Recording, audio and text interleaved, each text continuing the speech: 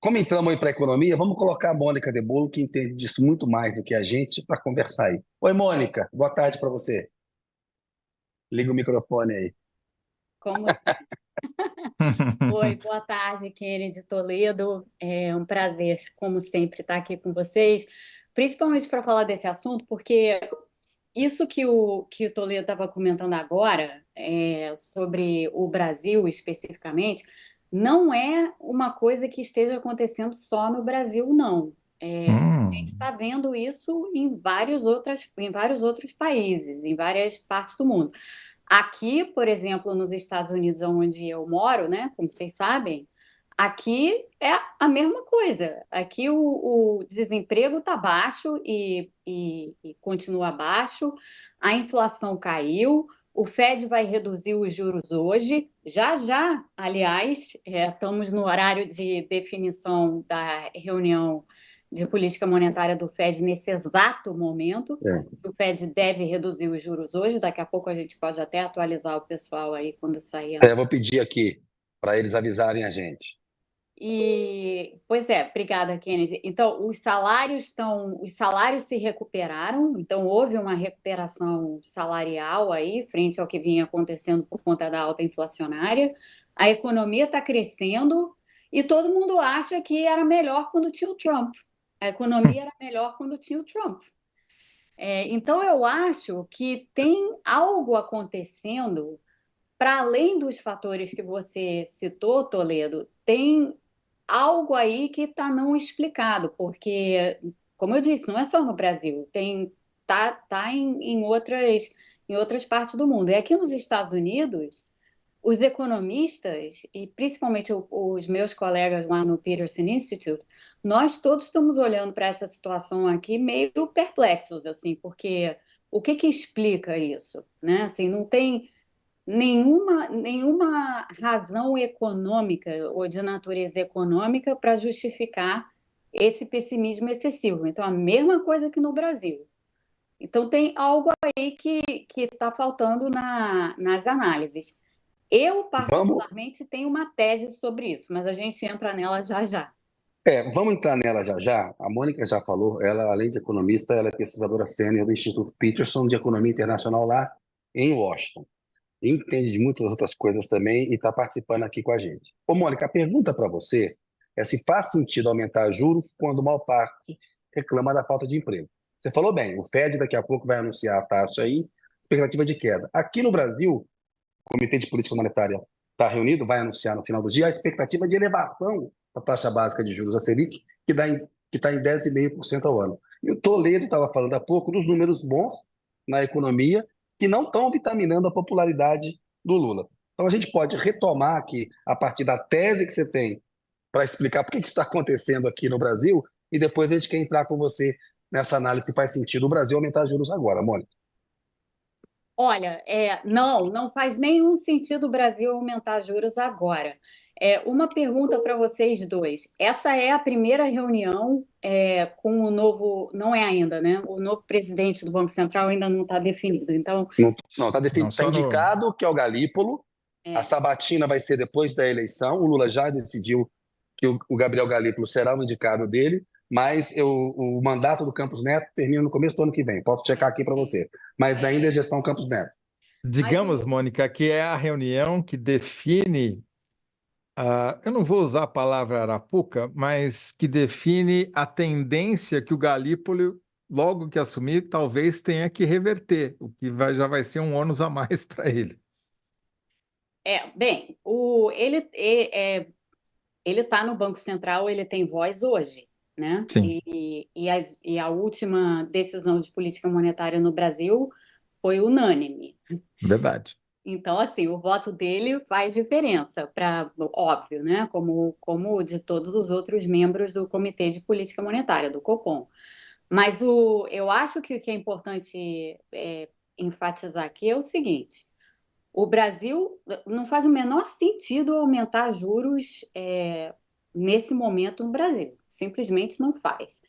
E não dá, e eu temo que isso seja usado como desculpa, não dá para usar as queimadas e os possíveis efeitos inflacionários que hão de vir das queimadas, pelas razões óbvias, né, pelas regiões afetadas e tudo, não faz sentido você aumentar juros por conta de risco inflacionário associado às queimadas, porque os juros não atuam sobre as queimadas.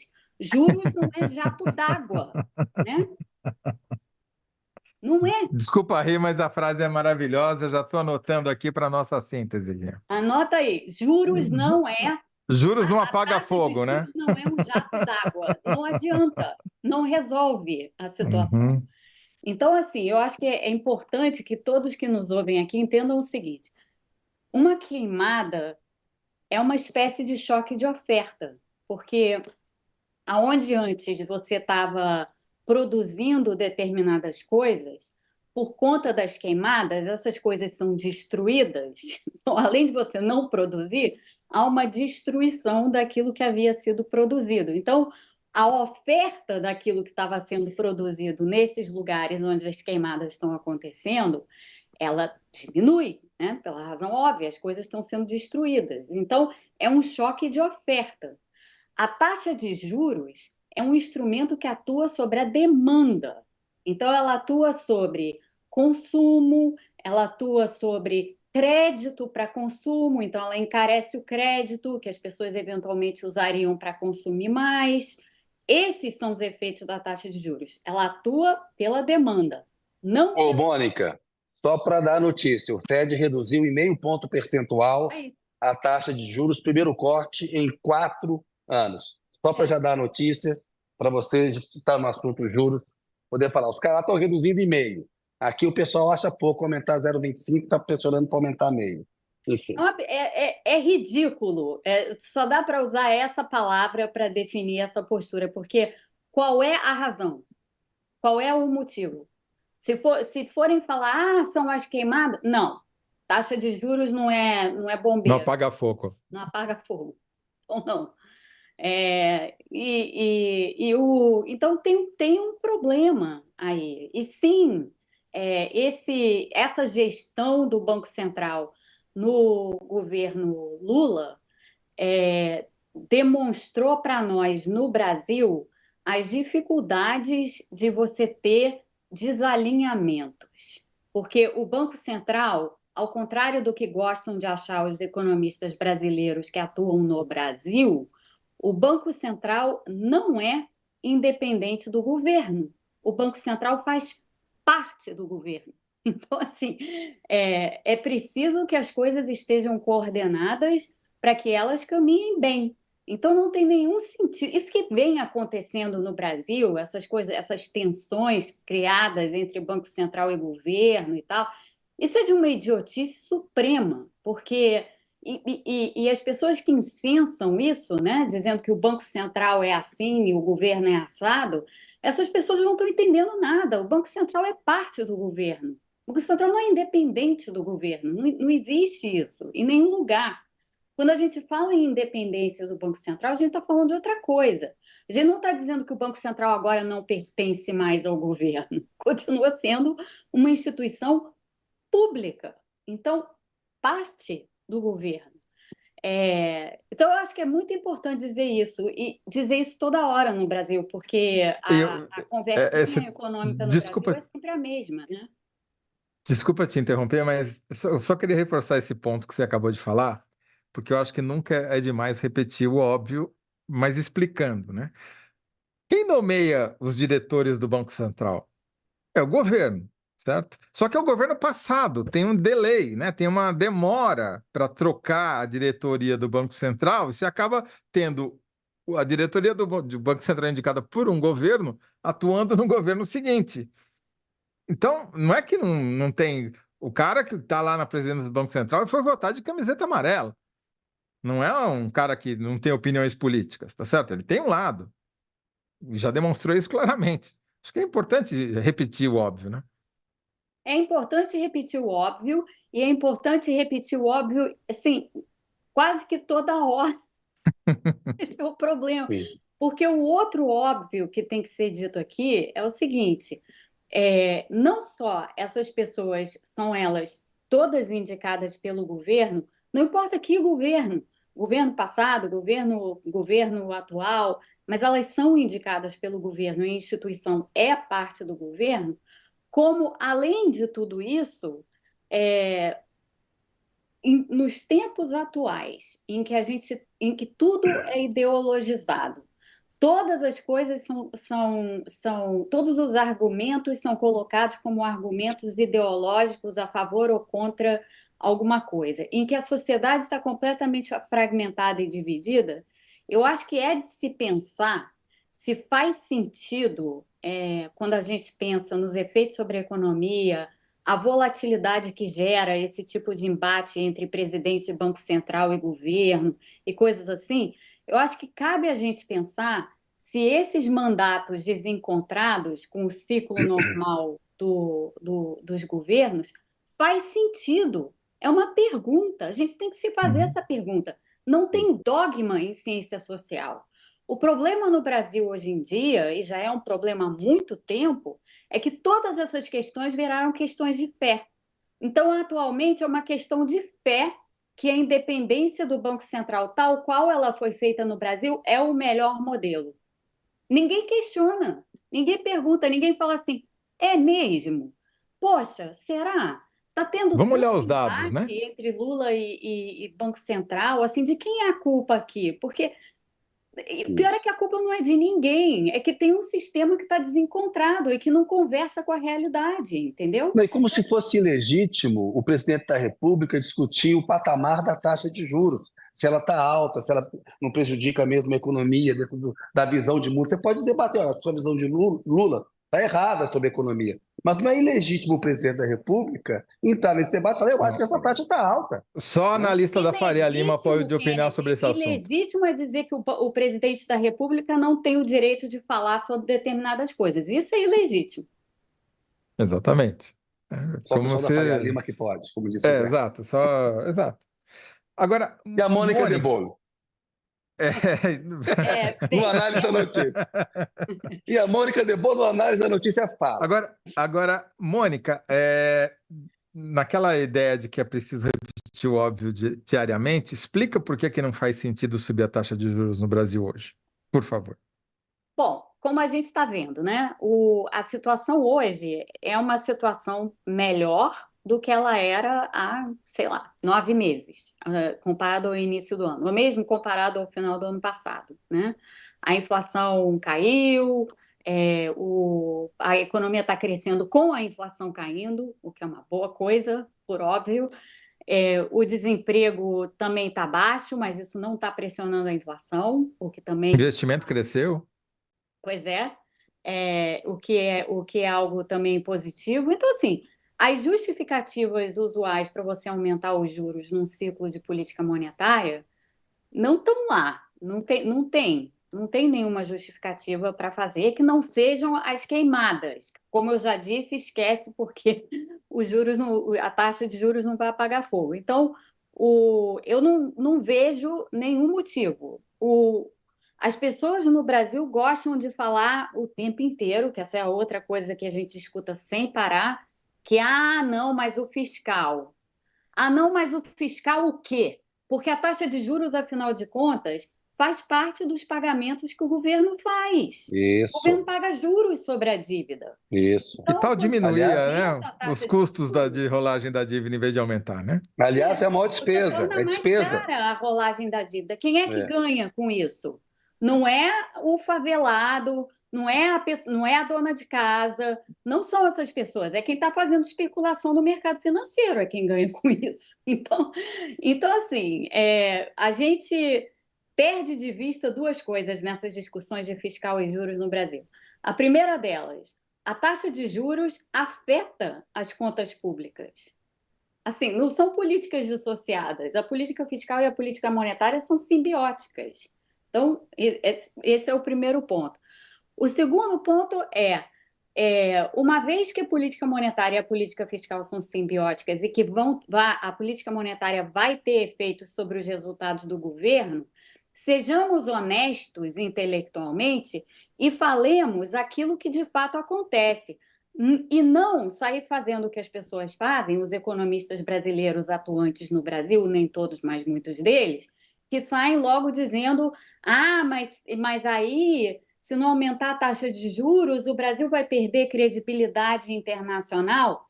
Detalhe: os bancos estrangeiros estão todos investindo no Brasil, no momento. Assim, o Brasil, atualmente, nos mercados aqui fora, é visto como uma grande oportunidade, precisamente por causa dos dados que você citou, Toledo, porque a situação está toda melhor. Então, aqui fora, o Brasil é visto de uma forma totalmente diferente comparado a como é visto dentro do Brasil. Mas voltando aos economistas que atuam no Brasil, alguns, fica esse papo de que o fiscal vai acabar com o país a qualquer momento. Não vai, E que o não Flávio vai. Dino não pode excluir do arcabouço fiscal as despesas para combater as queimadas, porque essa emergência climática, acabar com o planeta, a gente pode, só não pode é mexer com a regra fiscal, entendeu? Sabe? Como se não fosse fundamental o papel do Estado, como a pandemia já ensinou. Acho que você estava falando disso, né, Mônica, também. Eu vi você falando nas redes sociais e conversando. Como é que você faz? O país está pegando fogo. Não, o Aí você fala, não, país vai mas tem uma acabar, regra, mas em equilíbrio fiscal. O importante é que vai ter. né? Não tem mais país, mas está equilibrado fiscalmente. Ué, mas isso é fácil. Se você destruir o país inteirinho, não tiver mais país, acabou, tá tudo bem. A Não Está dívida tem equilibrado. vai estar inflação. controlada, os É, gastos públicos vão estar controlados. Agora, as pessoas vão morrer, ninguém vai comer, né? Vai acontecer isso. Então, assim, no É. limite, como a gente gosta de falar, no limite, sim, você consegue destruir o país e equilibrar as contas públicas em alguns cenários. Em outros cenários, não. Você destrói o país e a taxa de inflação vai lá para cima e o fiscal é detonado. Nós já tivemos essa experiência no nosso passado. Então, assim, não é desse jeito que as coisas acontecem, entendeu? E não são esses os argumentos. Mas isso, para ir para a minha tese agora, Kennedy, isso é o que as bom, pessoas repetem exaustivamente no Brasil, minuto sim, minuto seguinte também, porque é constante, não para. E é a isso que as pessoas, de um modo geral, ou pelo menos o público que está em volta escutando, porque isso hoje em dia é dito nos jornais, na televisão, em rede social, no WhatsApp, não sei aonde. Então, as pessoas estão escutando isso o tempo inteiro. E são todas as pessoas, não são só as pessoas que estão necessariamente interessadas nesses assuntos, são todas. E se as pessoas ficarem escutando o tempo inteiro que a situação está ruim e os juros têm que subir, as pessoas vão pôr na cabeça delas que a situação está ruim e os juros têm que subir. E aí, esses dados que você acabou de citar, Toledo, eles vão ser todos varridos para debaixo do tapete, porque as pessoas vão ficar assim: ah, tudo bem, realmente, o desemprego está caindo, mas estão dizendo que a situação está ruim, então não pode estar boa. Então, para o futuro, eu tenho que esperar algo ruim. Aí você junta isso com as queimadas, junta isso com outras coisas que estão acontecendo. É muito fácil você botar a expectativa das pessoas em desalinho total com a realidade, principalmente com essa coisa frenética que acontece em rede social. Então, eu acho, assim, a minha tese sobre o elemento que falta para unir o que acontece no Brasil hoje e o que acontece aqui nos Estados Unidos em relação aos indicadores econômicos, à situação de fato da economia e à percepção das pessoas, é que boa parte da percepção das pessoas está sendo formada em rede social, diferentemente de as pessoas pararem para pensar na vida delas e se realmente faz sentido essa essa coisa constante de ficar dizendo que as coisas estão ruins, as coisas não estão boas, a economia está mal, o país está mal, ou seja lá o que for. Se as pessoas ficarem ouvindo isso muito, elas não vão questionar, elas vão aceitar e vão questionar o outro lado, entendeu? Então, eu acho que essa é uma coisa que está muito mal parada e muito mal estudada. Como é que as dinâmicas hoje em dia comunicacionais e de redes sociais estão afetando essas expectativas e percepções sobre políticas diversas e sobre a política econômica em particular.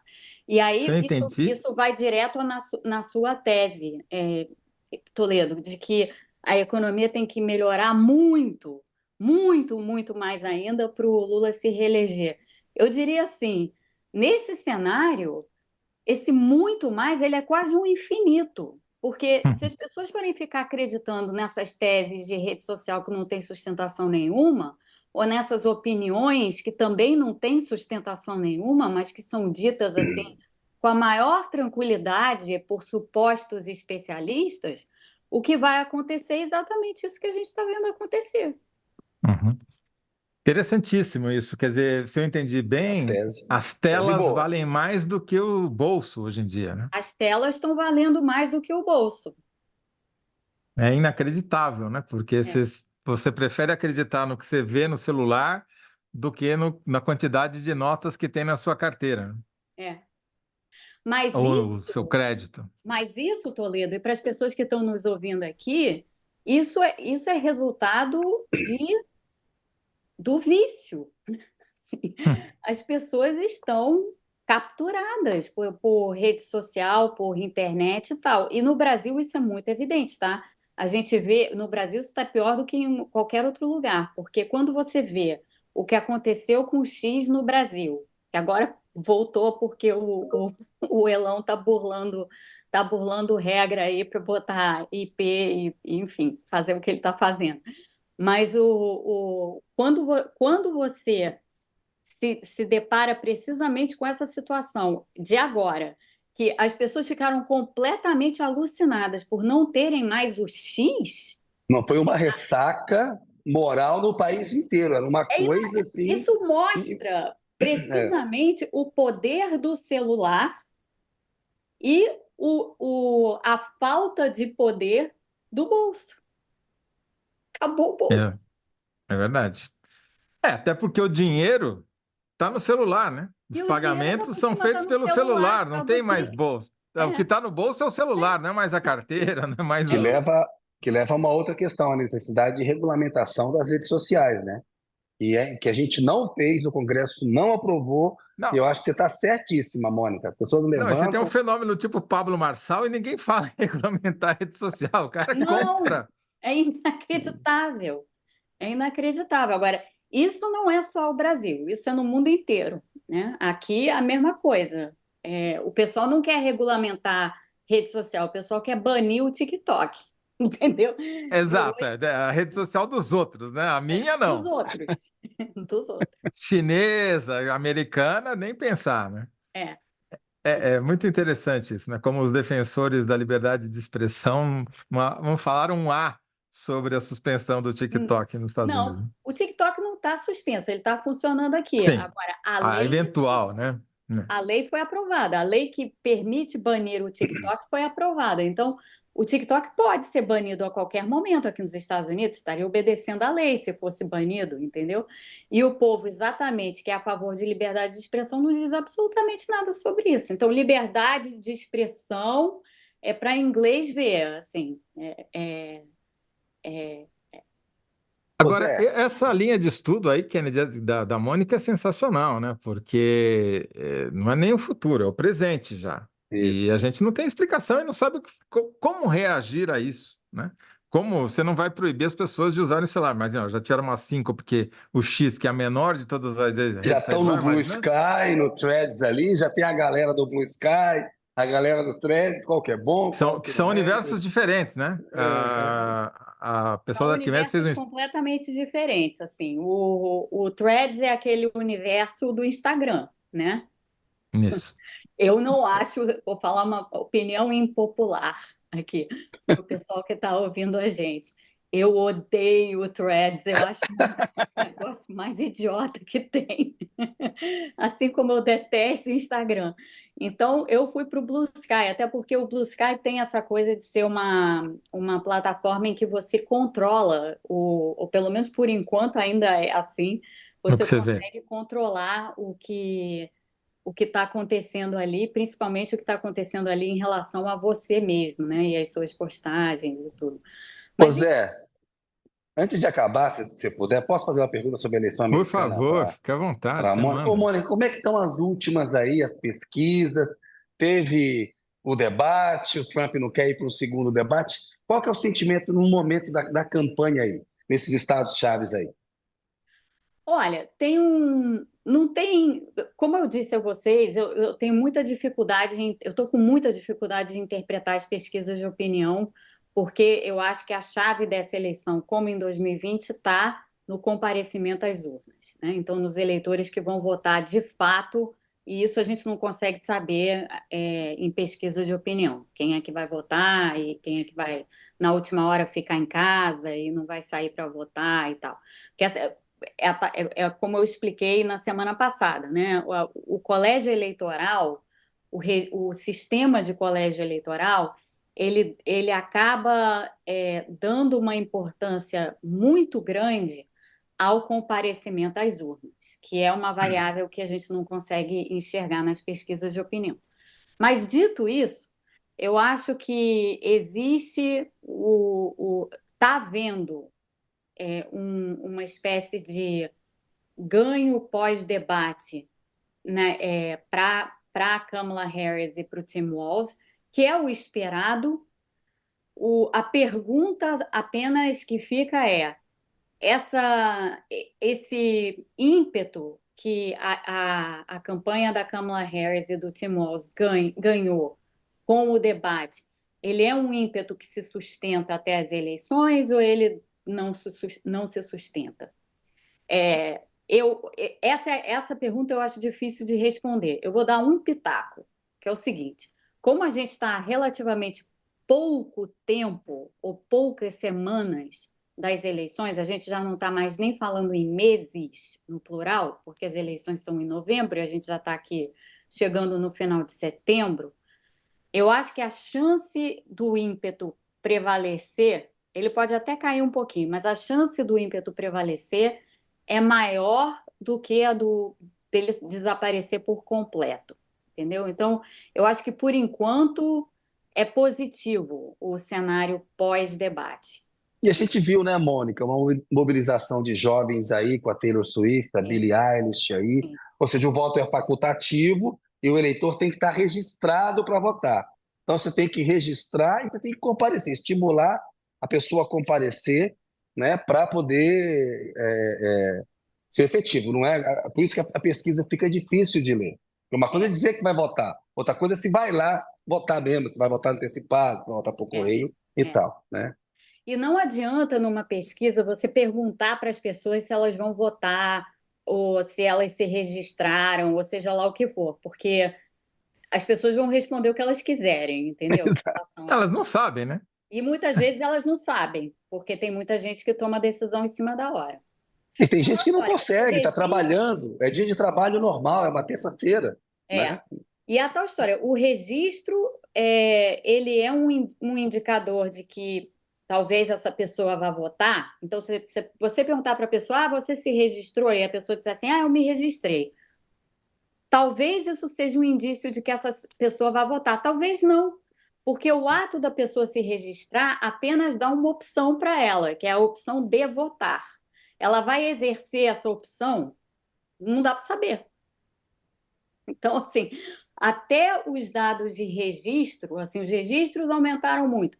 Não dá para saber o que isso significa. Boa. Obrigado, Mônica. Vamos continuar falando de eleição americana, que é sempre bom te ouvir. Pedro Veiga está dizendo aqui: obrigado pelo programa, pessoal. 2 óbvios que precisam ser ditos e explicam a alta da Selic: rentismo e a dependência estrutural do nosso câmbio. Assim que ele vê e elogia o programa. A Jane Pérez está dizendo: o povo está se endividando cada vez mais, está preocupada com isso daí e tem mais elogios aí para a Mônica. O pessoal gosta sempre da participação dela aqui. Zé, vamos caminhando para uma síntese com a Mônica? Elevar juros não apaga fogo que pode afetar a oferta de alimentos e inflação. Eita, que beleza. 74 Temos caracteres. É isso? E temos dito. É isso, é A isso. Mônica falou e disse. É isso aí. Beleza, Obrigado, Mônica. Mônica. Muito Um obrigado. abraço, Obrigada, viu? obrigada a vocês. Até uma próxima. Sempre bom ter você aqui. Valeu. Tchau.